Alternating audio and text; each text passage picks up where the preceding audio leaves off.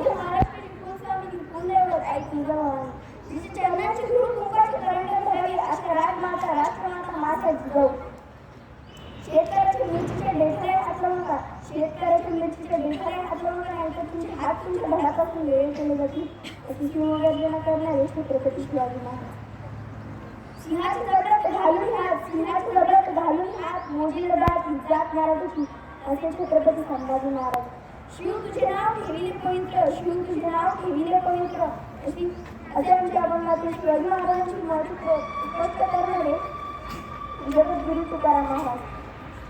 बापाने मुलगा नाही शिकवला तर पापाचा भागीदार झाला, बापाने मुलगा नाही शिकवला तर पापाचा भागीदार झाला असे आमच्या ग्रामगीतेतून शिक्षणाचे महत्त्व स्पष्ट करणारे राष्ट्रसंत तुकडोजी महाराज. यांना सर्वांना मी माझं मानाचा मुजरा करते आणि माझी वाचनाला सुरुवात करते. जिजाऊंबद्दल सांगावं तेवढं थोडं. मासाहेब जिजाऊ तलवारीची धार होत्या, मासाहेब जिजाऊ समुद्राची आतंक होती, मासाहेब जिजाऊ महाराष्ट्र वेद होती, मराठ्यांची मान होती, सह्याद्रीची शान होती, हिंदुत्व स्वराज्यवादी ठाम होती, कारण की हिंदुत्वाची जाण होती.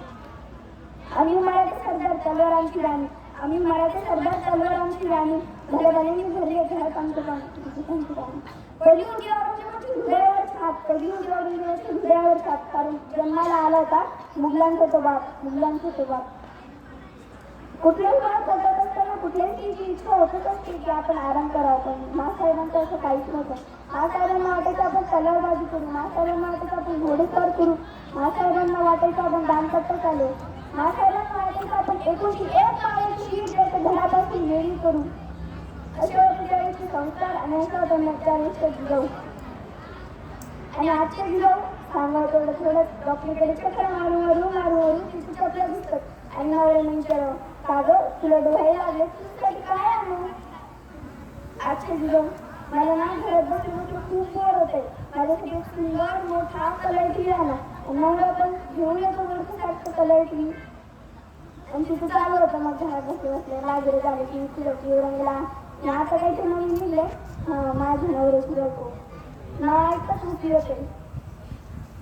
आणि हे संस्कार त्या बाळावरती पडतात. लग्नानंतर मुलं काय बाबा रस्त्यावर येतात, पण जिजाऊंचं असं काहीच नव्हतं. जिजाऊ रोज सकाळी लवकर उठायचा, तलवारबाजी करायचं, दानपट्टा चालवायचा, घोडेस्वारी करायचा, कारण त्यांना ठाऊक होता आपला होणारा पुत्र निघलेली करायची एक सोनेरी पहाड घेऊन येणार आहे.